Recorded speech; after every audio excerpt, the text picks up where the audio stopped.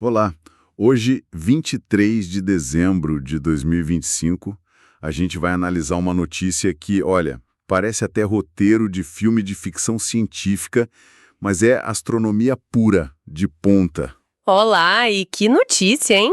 É daquelas que fazem a gente repensar muita coisa. Exatamente. A pauta é um exoplaneta descoberto recentemente que é tão, mas tão esquisito que está basicamente obrigando cientistas a reescreverem os manuais sobre como planetas se formam e, o que é mais incrível, como eles sobrevivem. E a gente está se baseando em 2 artigos recém-publicados, quentíssimos, com dados do telescópio espacial James Webb. Isso. E a nossa missão aqui é entender por que um planeta em formato de limão, que orbita uma estrela morta e que talvez tenha chuva de diamantes, virou o maior quebra-cabeça da astronomia hoje. Um belo quebra-cabeça, diga-se de passagem. Ok, vamos começar a desembrulhar isso então. Para começar, que planeta é esse e por que ele é um limão? Boa pergunta. O nome de catálogo dele é PSR J2322-2650b. É um gigante gasoso, sabe? Em massa, ele é bem parecido com o nosso Júpiter, o que não é nada demais. Ok, até aí tudo normal. Tudo normal. O que choca é o formato. Ele não é esférico. Os dados do Webb mostram que ele é o que a gente chama de elipsoide. Um elipsoide. Na prática é o quê? Uma bola de Hubble. Exato, uma bola de Hughes, ou como os próprios pesquisadores descreveram, para ficar mais visual, um limão. Ele é esticado. E o que causa isso? O que estica um planeta?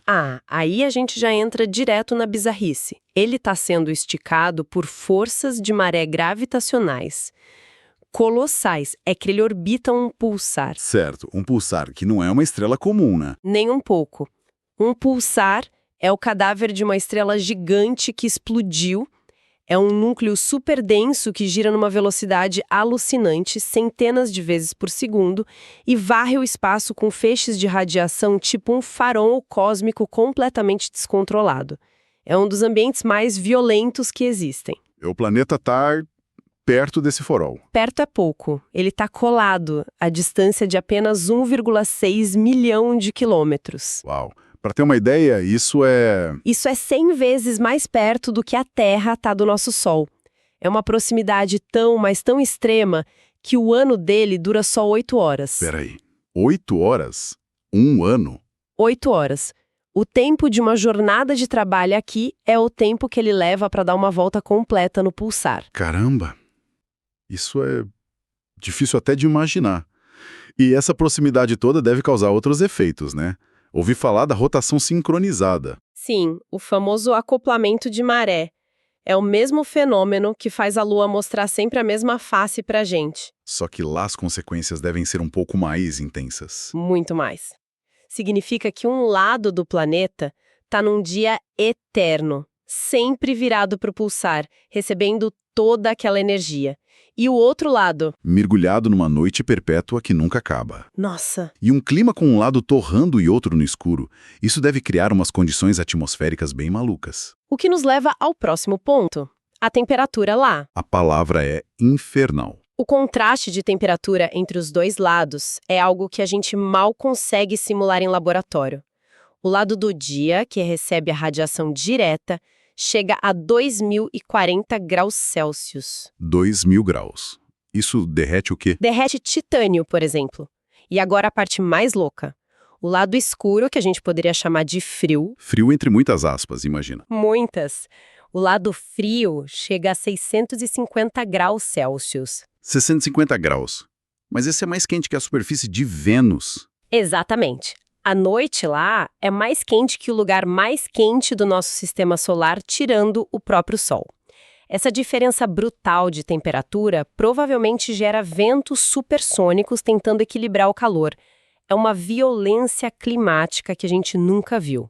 E essa fornalha toda, esse contraste absurdo, isso nos leva ao que parece ser o maior mistério de todos, né? A atmosfera. Porque não foi nada do que se esperava. Nada. A expectativa era encontrar a receita de bolo de um gigante gasoso, sabe?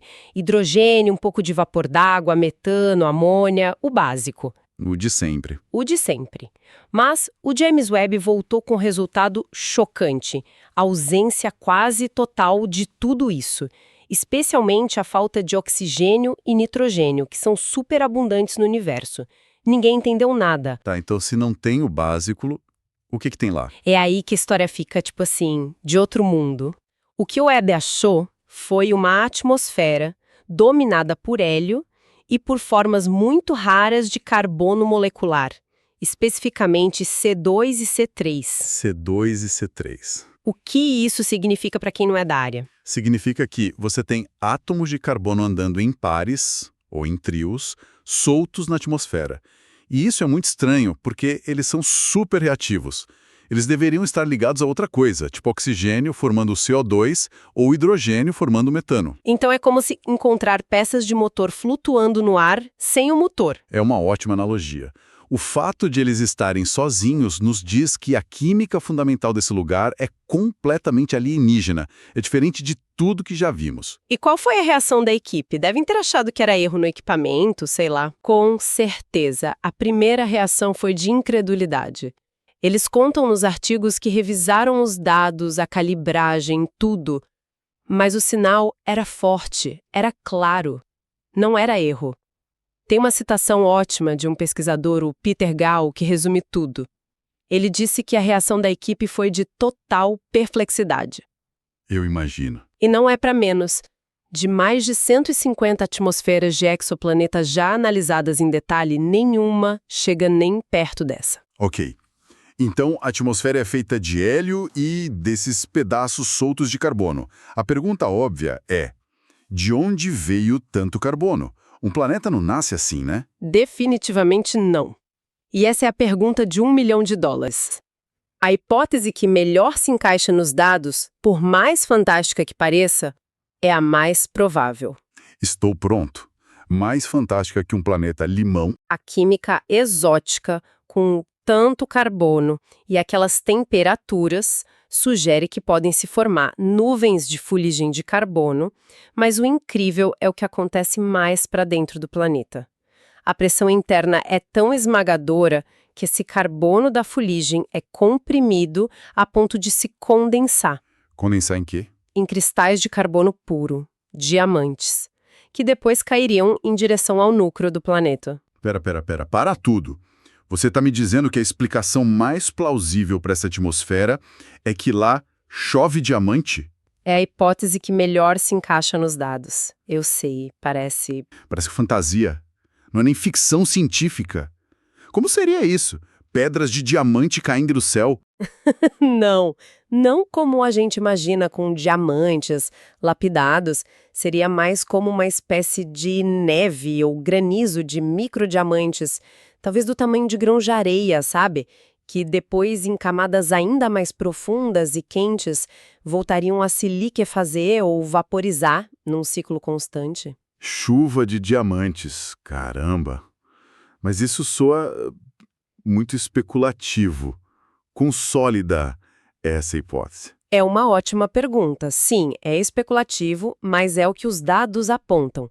Segundo o líder do estudo, Michael Zhang, a simples existência dessa atmosfera já invalida todos os nossos modelos de formação planetária. Invalida? Sim, porque não tem um caminho conhecido que explique como um planeta se forma com essa composição. Então eles são forçados a explorar esses cenários mais exóticos. E tinha uma outra ideia também de o planeta estar exalando carbono, algo assim. Tinha. É uma teoria complementar de Roger Romani, de Stanford. A ideia é que, conforme o núcleo do planeta esfria, cristais de carbono puro, que seriam mais leves que outros elementos lá dentro, poderiam subir do interior para a superfície. Quase como bolha, sabe? Nossa. E aí eles se misturariam com o hélio, criando essa atmosfera única que a gente está vendo. Seria um mundo construindo ativamente a própria atmosfera de dentro para fora. Que loucura. Um planeta geologicamente ativo, mas de um jeito que a gente nunca imaginou. E para piorar, o bairro onde ele mora também é bem complicado, né? Sim, e esse é um ponto fundamental. Esse sistema é o que os astrônomos chamam de sistema Viúva Negra. Um nome bem sugestivo. O que é isso? O nome vem da aranha, né? Que devora o macho. E em astronomia, É um sistema onde um pulsar, com sua radiação absurda, está lentamente comendo, evaporando sua estrela companheira. A estrela morta está canibalizando a parceira viva. E o nosso planeta limão está no meio disso tudo. Exatamente. E o que é fascinante é que ele é o único caso que a gente já viu de um planeta gigante sobrevivendo a essa interação violenta. A radiação ali deveria ter varrido a atmosfera dele bilhões de anos atrás. Então, na teoria, ele nem deveria estar ali. Ele não deveria estar ali, mas está. E isso desafia todos os modelos de evolução planetária em ambientes extremos. Certo. Vamos juntar as peças então.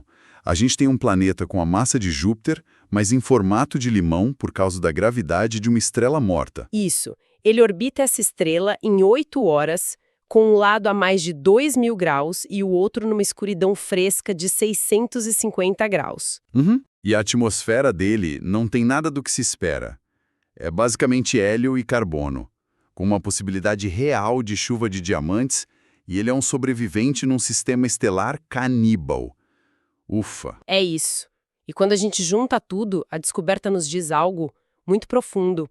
Prova que planetas podem existir e sobreviver em lugares do universo que a gente considerava impossíveis para a vida de um planeta. E instrumentos como o James Webb estão basicamente expandindo o que a gente achava que era plausível, né? Exatamente.